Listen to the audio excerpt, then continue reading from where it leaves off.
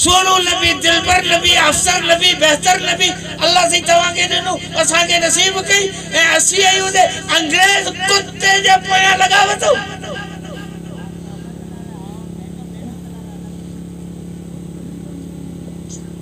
अल्लाह तबारक व तआला कुरान शरीफ में जेकने फख्र कयो मोहम्मद मुस्तफा जे जात ते कयो।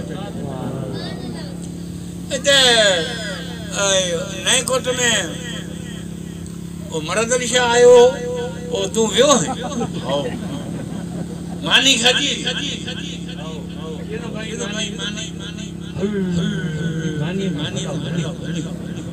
मिठो खादो वो अंग्रेज ते खादी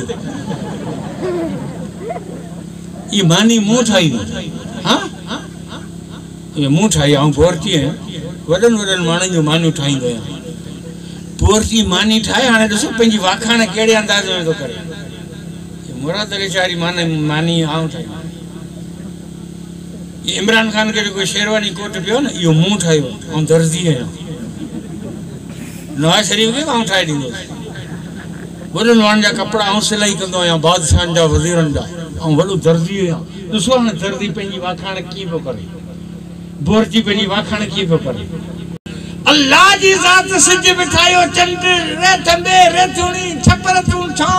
ई जमीन ई सिज ई चंद ए तारा ए सयारा हे बुर्ज ए इंसान ए जिन ए मलाइक जन्नत ए ऊरू ए जहन्नम हवा पाए मिट्टी पानी फल फ्रूट अनाज मेवा अल्लाह छा तो छा पखी पखण गीत नांग मछियो रब अल्लाह छा ठायो 18000 किस्म मखलूक जान मुंजा दोस्त कुरान में रब वाखण तो करे फख्र तो करे त हिन गाल ते तो करे तो आऊं वो कारीगर रब या जे मोहम्मद मुस्तफा जेड़ो सुणो इंसान ठायो।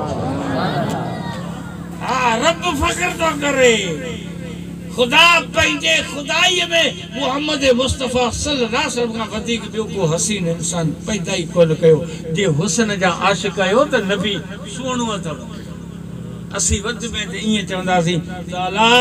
हे बेचारा जेके दलवाणी जे गोठ में अज वाइद ते आया है इनन सबनी मुसलमानन के ख्वाब में पंजे महबूब नबी जी ज़ियारत नसीब करा। हां ज़ियारत नसीब ते त खबर पवे त इसे बोले गाल सच्ची कई बराबर असा जो सरदार नबी सोनू नबिया हसीन बाए त जमील बाए